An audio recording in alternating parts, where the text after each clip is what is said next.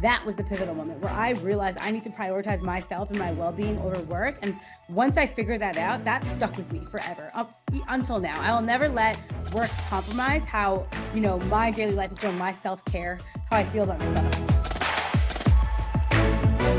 All right, Trish, welcome to Money Bites. Thank you. Thank you for having me. Awesome. The first question is a one-liner of yourself. How would you introduce yourself? I would say I'm Trish. I am a super nerd. I am, product manager. I love technology, but I am also the most fun, bubbly, and charismatic person you'll ever meet.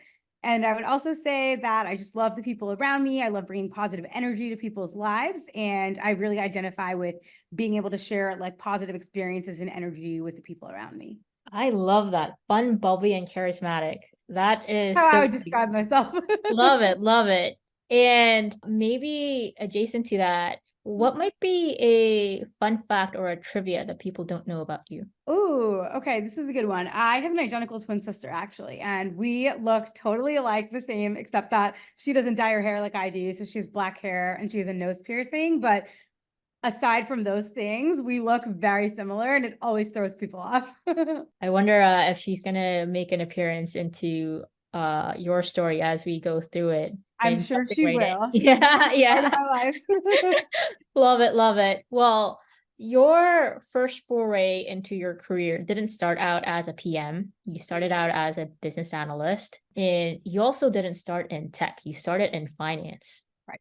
How did you get in? What did you like about it? Yeah, so I ended up in finance because, I studied engineering at Cornell, but I was in operations research engineering. So it's kind of this interesting major where you're doing some computer science related things, but you're also kind of doing like learning about supply chain, like it's industrial engineering, like these type of things. So for me, as I was looking at jobs and I was thinking about going into the real world, as they call it, I was like, I don't really know like where a good application of my skills would lie. And so the reason I ended up in finance is because a lot of my peers around me were applying for and getting those jobs, right? So I had friends going to Goldman and Morgan Stanley and, all of these companies, and they were like, oh, I want to go into banking or I want to go into the tech side of finance. So I just thought, okay, maybe this is what I should do, right? So as a result of that, I ended up interning and then later on working at Credit Suisse. I was a business analyst there and a project manager, but I was on the tech side of the company. So things like trading algorithms,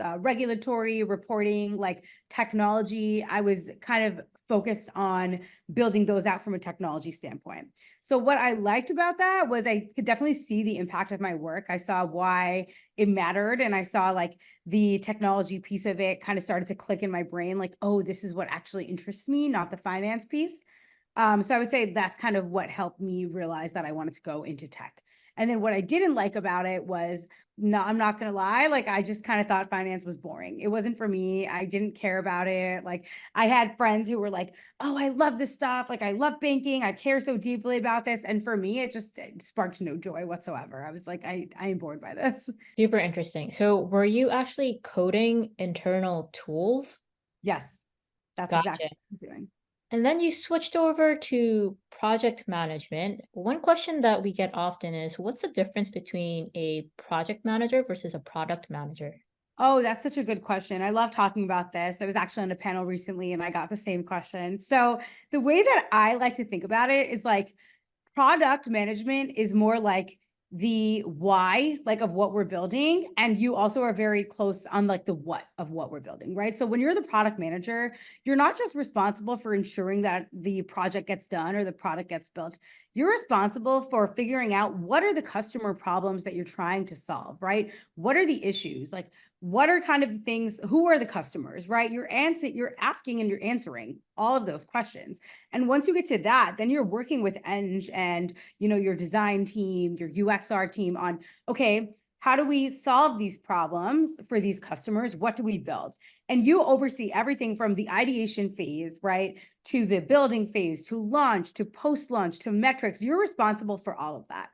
Where project management is more so like you're kind of the person that is responsible for like timelines, milestones, ensuring the actual work gets done, right? But you're not necessarily involved in those decisions of what are we building? Why are we building it? who are the customers? You're not really doing that. You're more so like the person that's helping all of the teams corral against the goal and getting them there.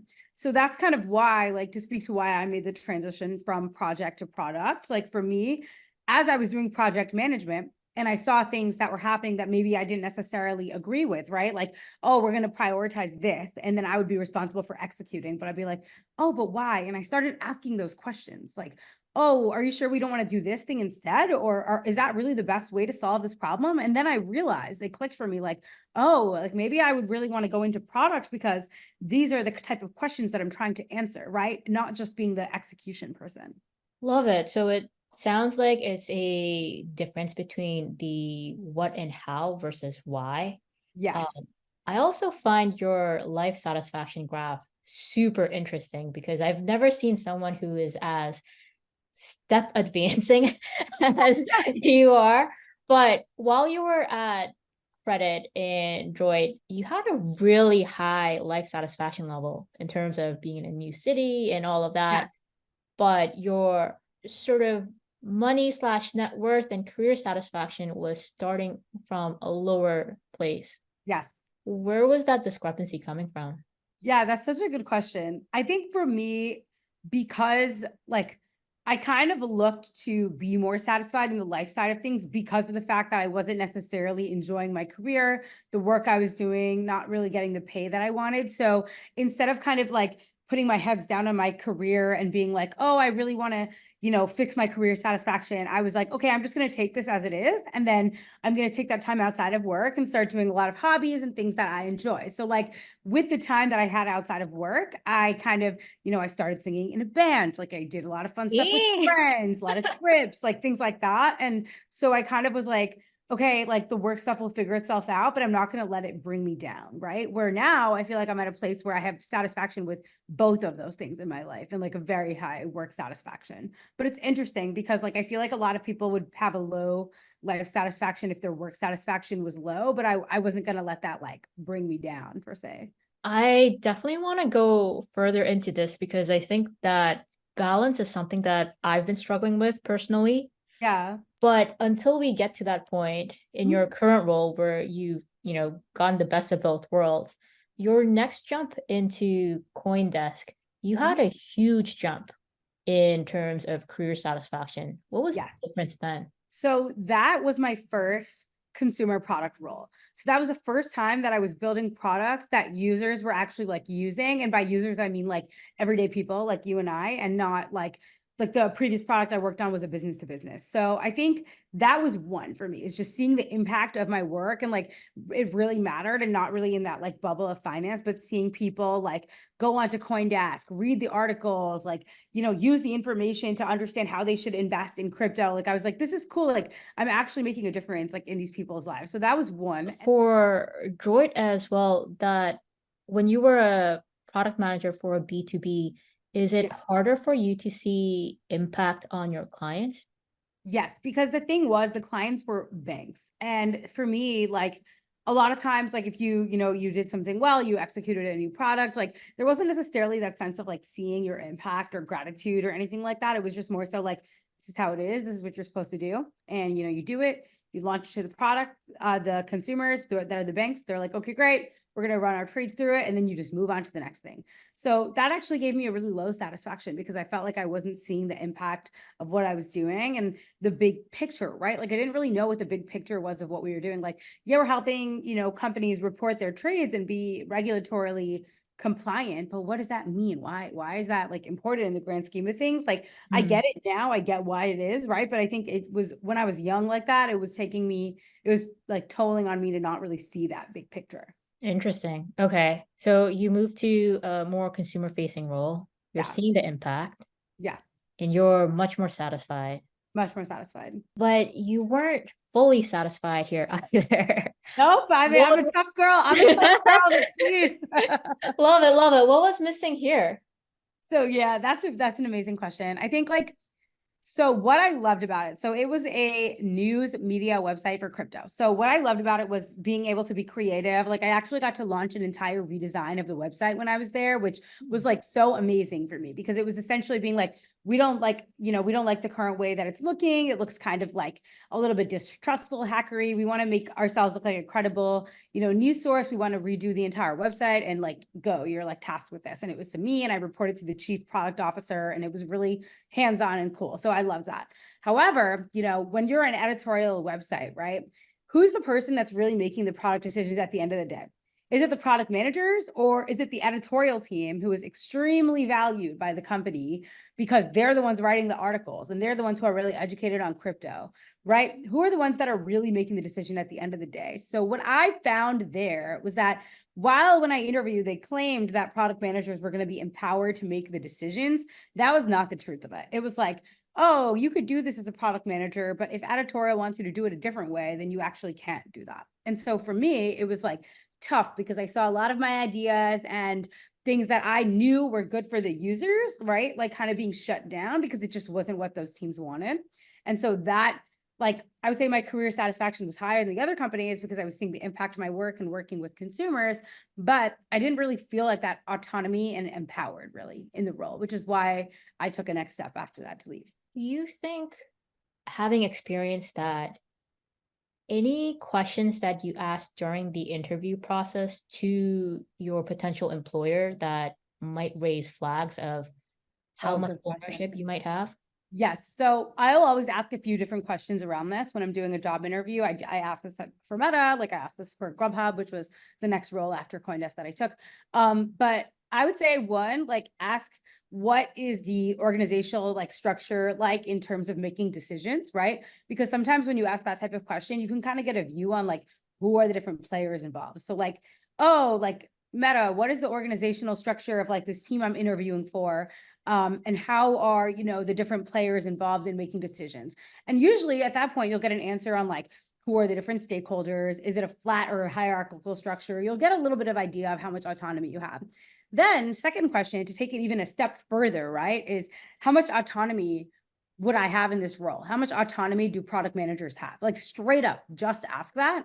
A lot of times you'll get really awesome candid answers. Like that's worked really well for me. So I use those type of questions to assess out what type of role it'll be, because I don't want to be in a position ever again where, I don't want to be in a place that shoots down my ideas. Like it is totally fine if at the end of the day, through stakeholder alignment and cross-org discussions, we decide to go a different direction, but it needs to be a discussion, right? Not just we don't like that, so we're shooting it down. So those type of questions really help. What do you think was the difference between this role versus the previous two roles? Because your career satisfaction was a bit low in your first two roles, but your life satisfaction was super high for CoinDesk, but your CoinDesk. life satisfaction level plummeted with CoinDesk. Was Yes. it work related or outside Yeah. related? So work related. So I would say what happened at that company was, because it was like a really, really small company. I was the only product manager for a really long time, and it was me and the CPO, and that was it. And we had a deadline, right, to get this redesign out. And it was insane. Like with what I was just saying about the team, right?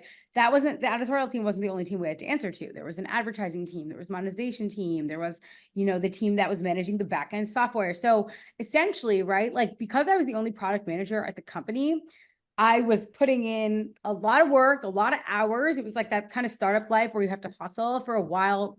We didn't have product design. We got it later. So I was doing that. We did not have UXR. So I was doing that. I was, doing user interview on userinterview.com. I was reading all the scripts. Like essentially I was doing like way more work than what a product manager would be required to do. So how do you fit that in an 8-hour day? The answer is that you do not. Right. So I was working insanely long hours, and it was during COVID. I got this job during COVID. So now I'm at home. It's COVID. It's 2020, 2021. And I don't have a reason to leave, right, my house or my apartment. So I'm just sitting at my desk, working. I was putting in, 14-hour days. And so, of course, your life satisfaction is going to plummet as a result of that. During our pre-call, one of the things that stuck out with me was this was also when you really bought into the idea of where your loyalty lies in terms of like do what's best for you versus the company. Yeah. What was that pivotal moment when it was like, I got to do what's best for Trish? That's such a good question. Like, so there was a point where, like, when I was working there, where Unfortunately, I had a concussion. I'm totally fine. But it was just like a stupid, silly thing where like I hit my head in the shower and all of a sudden I had a concussion. It was crazy. But anyway, I went to the doctor. I'm all good. It's all good. Knock on wood. But that happened. And I thought my employer was going to be, like, what's the right word? Like, okay with the fact that I would need to work reduced hours, right? Or would be kind of understanding, right? Is what I'm trying to say. They would be understanding and they would, put me on like a reduced work schedule because I had a note from a doctor. Screens would really bother me for a little bit, stuff like that. That is not what happened. So basically they were like expecting me to work. If I wasn't, able to put my camera on during calls, I was getting in trouble. And it got to the point where I was just like, I am literally not well. Like the fact that you are expecting me to do this, like I'm freaking done. And that was like you asked, what was the pivotal moment? Like that was the pivotal moment where I realized I need to prioritize myself and my well-being over work. And once I figured that out, that stuck with me forever up until now. I will never let work compromise how, my daily life is going, my self-care, how I feel about myself. I always make time, for the gym. I'll always make time to whatever, cook my healthy food, whatever it might be, right? Go doctor's appointments, right? Shit like that. So that was the pivotal moment where I kind of decided that. How do you set your boundaries with work? It's like Question. I mean I'm saying this because it should be natural and it should be what's expected, but so many people have trouble with this. Yes. And like I will say, one of the struggles that I have, and I'm not sure like if you feel like this as well, but for me, like because we work at a company that is so international, it gets a little bit difficult with like time zones sometimes. We're like Yeah. in New York and it's 5 p.m. at my time, but it's 2 p.m. in California. And so I'm getting all these messages and I feel obligated to respond. So the way that I kind of set those boundaries, right, is that one thing that I really love that our work has, and I think other companies should do, is you are allowed to set your working hours in your calendar. So I set my working hours as 10 to 6. And that way, like once it's past 6, like if someone tries to work chat me or, whatever, respond to a message I sent earlier, put a meeting with me, my calendar and like my work chat is set up to tell them like, hey, this person is outside their working hours. And that really helps already because that for me is like, people will probably think twice about messaging me when it's like 8 p.m. at my time, right? So that's one. Two is like, there's kind of like an understanding that I have with both my engineering team, my product team, my manager, where like, if it's not urgent, I should not be bothered outside of working hours, right? So it's like, you can send the messages if that's fine. I'm not saying don't message me, but I should not be expected to respond if it's urgent. And if it's like something that's really urgent, like everything is on fire, then like, you have my work phone number. Some people have my personal number. Feel free to give me a call. But what I can tell you is that ever since I've started working at this company, which was over a year ago, that has not happened once. So those are the boundaries. I think it's really important that you decide what your working hours are. And once you're outside of that, you don't check work, right? So I used to have this really bad habit that I would have Slack on my regular phone, right? Not my work phone. Yeah. And so I just open it. At 10 p.m., I'd be out to dinner with friends. I'd open my Slack, right? I'm like, I am not doing this anymore. So I don't have any work stuff on my personal phone, only on my work phone. And I only bring my work phone out with me or to places when I feel like there's something important going on that I need to have a handle on, right? Outside of that, though, I'm like, I leave work at my desk, and it's hard when you're working from home, right? Because you're home. But I leave work at my desk. I shut down the things at 6 p.m. and I will not be online until the next morning unless something urgent happens, and I stick to that. Oh man, you're one of those two phone carriers. Yeah. Oh, yeah. The two phone. It's rough. Ding, ding. All It's right. better than having work stuff on your personal phone, trust me, because then you can choose to not put your work phone on. Like I keep that thing powered off. It's on my desk. I don't freaking use it unless I have to, unless I'm going on a work trip or I'm going on a trip where I don't want to carry my laptop, right? So stuff like that. But you really should not have work stuff on your personal phone. I'm a huge proponent of that. I think it's a bad idea. This It's is slippery slope. hitting home really hard because I feel I have one phone. I've combined it. And Hmm. sometimes out of habit, out of that adrenaline Exactly. junkie, I just find myself checking it even though I don't have to. Exactly. That is the slippery slope. That is the problem. Gotcha. Once you get into that habit, you cannot break that habit unless you remove that stuff from your phone. Trust me, I've tried. Very, very fair. So you came to this realization and you Yes. make the next jump into Grubhub. Winnie being Winnie, where we're basically this platform and community of women in tech, empowering Totally. ourselves with financial literacy and wealth and all of that. I have to ask, your net worth jumps with Yes. this. Yes. What's happening here? So that's a great question. So I feel like when I was working at CoinDesk, I was definitely underpaid. It was a small startup. They didn't even have 401k set up. They didn't really have the opportunity to pay tech, like money. But when I got to Grubhub, like obviously they're not, they're not Google, they're not Meta, but they are a big tech company. And so the, amount that I was given in terms of like base salary, bonus, as well as shares, right? That made the amount of money that I was making in a year significantly skyrocket, right? So I wouldn't say double, but it was close to double.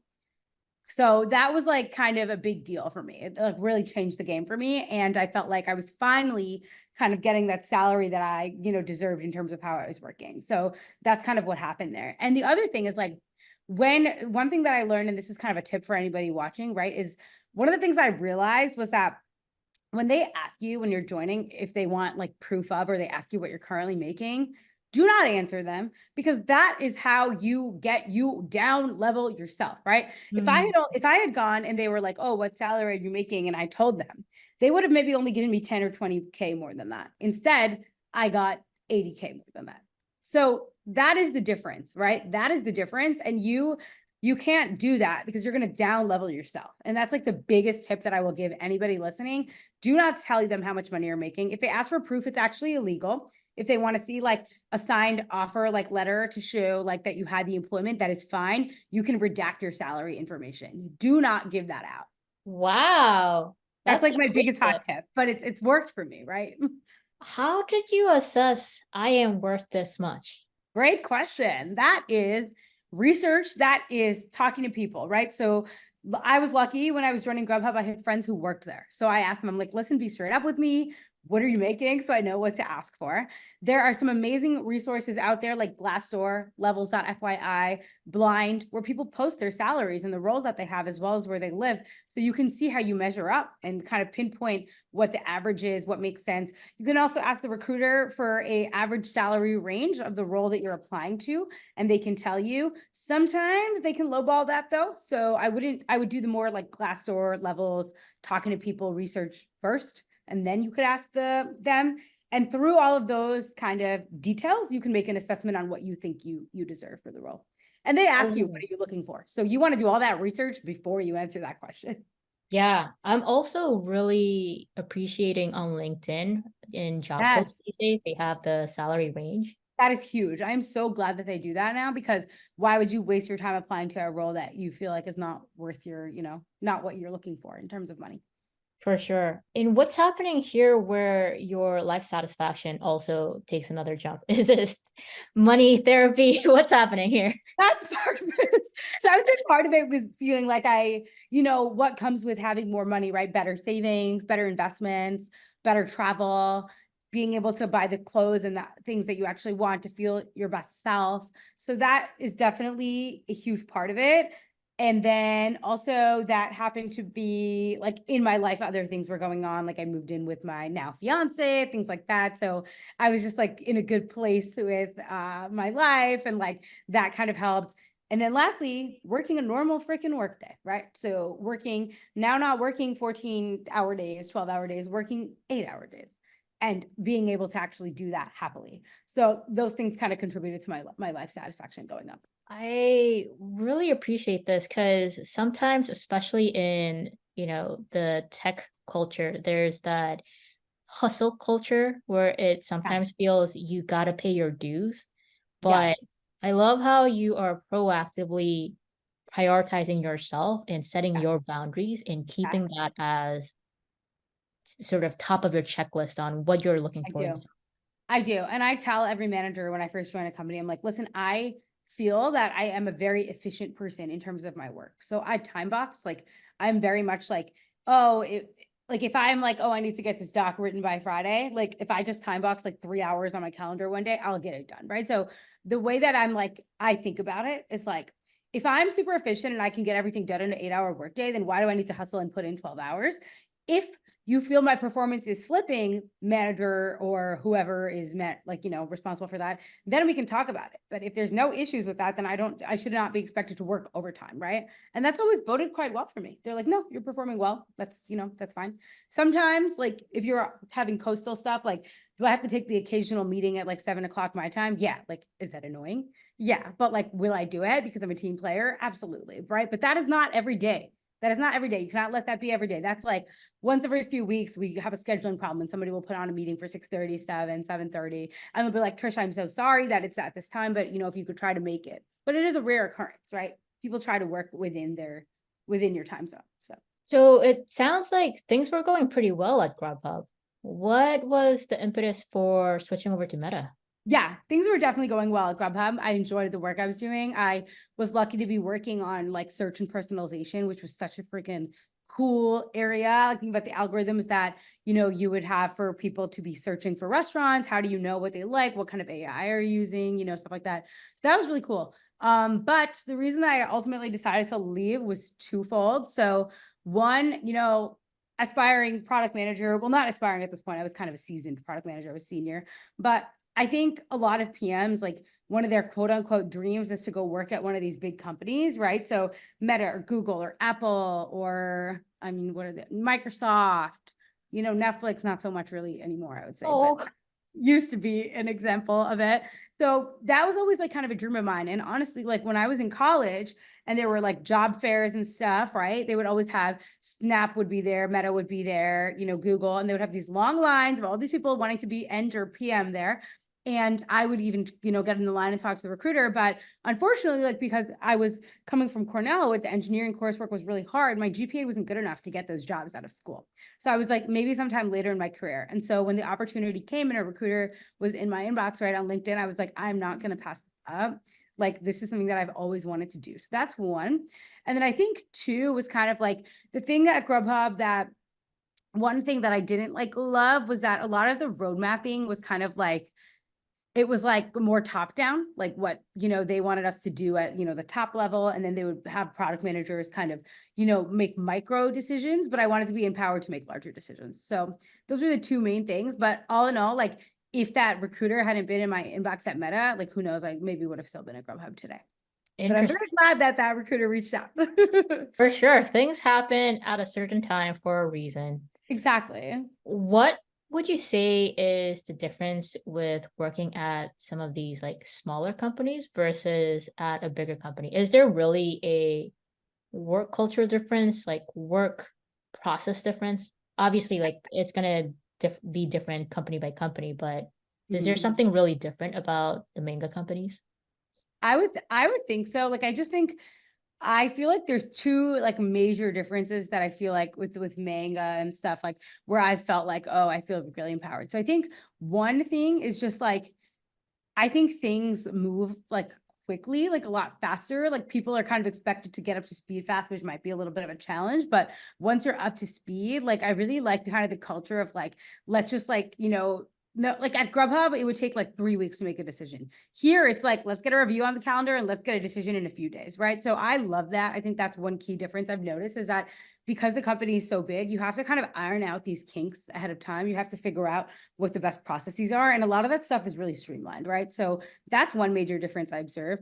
And two, satisfaction of the people around you. Everyone I work with seems so happy to be at Meta at their job. And I don't think I've ever had a job where like there wasn't at least a few people that seemed like absolutely miserable. I'm not going to lie. So that is just such a big difference for me and something that I love coming to work every day because everyone I talk to, everyone that's working on these problems with me, anybody I have to collaborate with, they're passionate, they care about it, and they're happy. And like that, I don't know about like anyone listening, but for me, like when the people around you feel empowered and happy, it rubs off on you. So for me, that's been the biggest differences.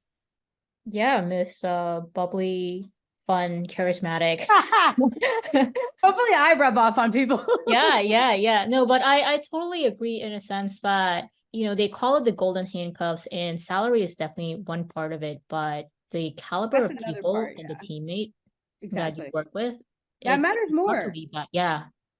I couldn't agree. Yeah, exactly. And the caliber of the people, right? Everybody who works here is absolutely brilliant. And I notice that every day and I'm humbled every day, like listening to people talk about stuff.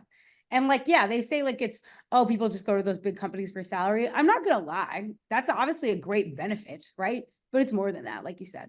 So how does a day in the life, not necessarily a day, but maybe a week, a month, sort of, how do you spend your time and energy in terms of percentage? All right, so about 25% in meetings. Yes. Product managers are definitely known for herding cats. I think another Honestly, we can call this like meeting slash stakeholder alignment because yeah, yes. that's what it is. Herding cats is such a good way of saying it.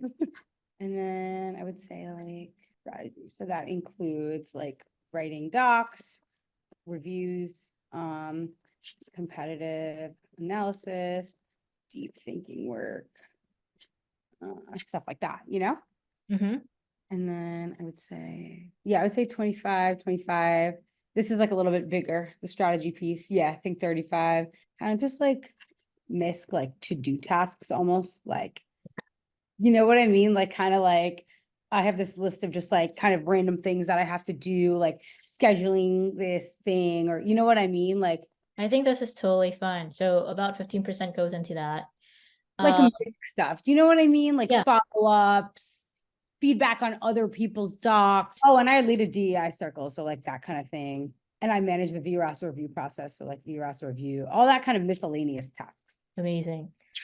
One thing I'm curious is if this was the ideal world, where would you spend the most of your time? What do you enjoy the most? That's a really good question. In an ideal world, I would like to spend most of my time on the strategy piece, which I do, so that's great. On the working with like eng execution piece, I would say those would be my two. I think I would like less time to be in meetings, if I'm being perfectly honest. Like I'm a people person. I love meetings. I love talking to people, but sometimes I don't feel like meetings are the most productive way to get XYZ done. I think a lot of times we'll have meetings for alignment where people could just read the doc and tell me if they're aligned, right? So that kind of But stuff, like sometimes you gotta like squeeze people into a room to get them I to read know, the but that like document. it's true, and sometimes you do have to do that because otherwise you'll never actually get them to review it, right? Yeah. That's the thing. But in an ideal world, you wouldn't have to do that. They would just review it and write their comments and sign off, and you wouldn't have to do that. And you would only schedule the meeting if someone had a really pressing argument or really differed on the way they were thinking or wanted to change something huge. Only then would you need to talk, right? If there's minor corrections, minor things that they want to edit to align, that can all be done asynchronously, in my opinion. And then I can spend more time doing the stuff like the strategy and the, you know, documents and the deep thinking and the prioritization. And that's like the stuff that I enjoy doing. Mm. It's not that I don't like stakeholder alignment. Like I do. It's more so that I just think too much time is spent in meetings. I could totally see that. Competitor analysis is something I find always really interesting. Mhm. How do you do it?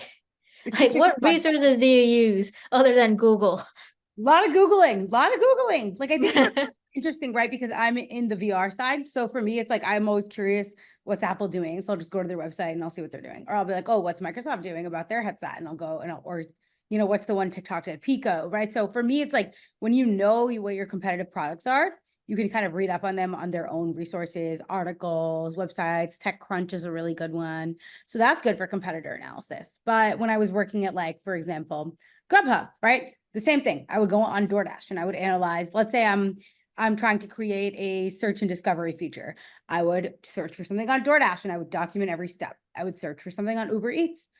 I would document every step. I would do it on Postmates. I would do it on ChowNow, right? All the different websites that there were.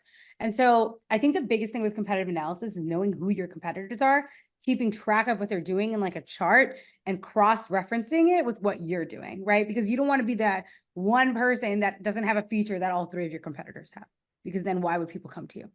I always find this really delicate because, yes, you do want to check off what all the other kids are doing. You don't want to be the lone person in the playground. But at the Right. same time, if resource is limited, how do you prioritize between that versus really digging deep Differentiating. into your differentiating factor? It's such a good freaking question. So I think you would have to think about like, you couldn't actually get this data, but you would have to think about usage. So like, Yeah. is this a table stakes thing that you really need and people use, or is it just something that they all have because they all have it, right? So like, for example, right, when I was at Grubhub, some of the other companies had like a little bit of like this thing called kind of like a little ribbon where they had, you know, different cuisines and you could toggle by the cuisine, right? And Grubhub didn't have that. So I was like, oh, is this something that people actually use? So I was like, how can I do like a scrappy analysis of this? Okay, I'm gonna ask my friends that use DoorDash and that use, you know, Uber Eats and stuff. And I'm be like, yo, how often do you actually filter by this stuff? And when all of them were like, oh, all the time, I was like, oh, we actually should prioritize this, right? So any way that you could crowdsource like with that stuff, and it's really hard sometimes to do when you don't have the actual data. But if you could crowdsource it, if you could try to figure out a way to understand what's table stakes and is actually needed, but what's versus what's not, it's just there, right? Then you could, it will help with your prioritization. For Also, sure. like effort of things. It wasn't that hard to build that out, right? If it was something that was going to take 6 months, maybe I would have been like, oh, we can do that later. I absolutely plus one to everything that you're saying in terms of, especially if it's competitors and you have Right. limited insight into data. What's a Exactly. hacky way for you to get 80% there and just make I it am a best? big fan of like ask your friends. Like when I worked at CoinDesk, I did that. When I worked at Grubhub, I did that. Even when I worked at Grubhub, we did this thing where like a friend and I, it was the office was right by Bryant Park. We went to Bryant Park and we gave out like little gift cards to people that would just like come do a survey with us. If you have to be scrappy with it, you have to be scrappy with it. But there are such good ways to get user input, especially when you work at some place like Meta or Grubhub or, you know, apps that people use. But when I was working at CoinDesk, I would ask my friends to go on the website. But then the thing was like they weren't familiar with crypto, so they weren't like that wasn't going to work for that. So then Yeah. I set up a usertesting.com account and asked it to give me a sample of people that actually claim they're interested in crypto, and that did the job for me, right? So it really depends, but you always want to try to get as much user feedback as possible. That's like my biggest thing. Love it. And while we are going into in reviewing your sort of career story, Yeah. one thing that stands out is very much like your life satisfaction graph, you kind of jumped in spurts. Like it wasn't always, Mhm. oh, I'm building off of this and this is a natural next progression. Right. And in our pre-call, one of the tools that you said you really leveraged was LinkedIn. Yes. How did you use LinkedIn to really halt your career trajectory? Yeah, no, that's such a good question. Like honestly, every job that I've ever got after my first job was via LinkedIn, right? So like I think LinkedIn is such an amazing tool if you use it correctly.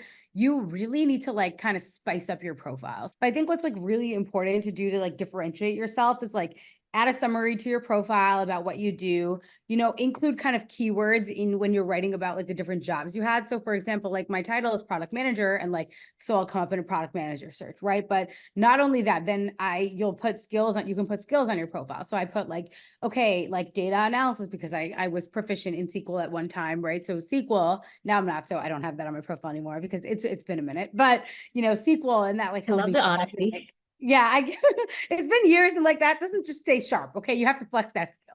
So like SQL or for example, or, you know, prioritization, you know, stakeholder alignment, like putting those type of skills on your profile as well as writing them in the bullets of like each job that you have helps you show up when the recruiters are searching for specific skills that they need for a role. Maybe they'll reach out to you, right? So that's one. Good to put your education on there. I don't think you need to put what year that you graduated. I don't think that's necessary, but just if you have an engineering degree or you have a tech degree, that'll help you stand out as well. So like definitely make sure you have that on there. And then this one's interesting, but sometimes like putting in stuff in like the kind of activities and hobby section. So here's a good example, right? I put my sorority I was in college, right? In my profile, like it was like activities at Cornell, and I put my sorority, and then someone reached out to me for like a company, and then they were like, oh, I also like noted on your profile like, oh, I was in the same sorority at a different school, like, and we were able to connect over that, and that was a good way for me to get in. So it's always these random things, right, that you wouldn't even think about, but just putting as much detail as possible like on your profile is like going to be huge for you. And also like the other thing is like, I think sometimes people like it's easy for profiles to get like lost. So you want to add stuff that'll help you kind of like stand out, right? So like always have a really nice photo, like a good headshot, an up-to-date headshot. Like, don't have some random cropping of a picture of you at a party, like not a move. Like, have a really nice headshot so that recruiters will be like, oh, this person looks good.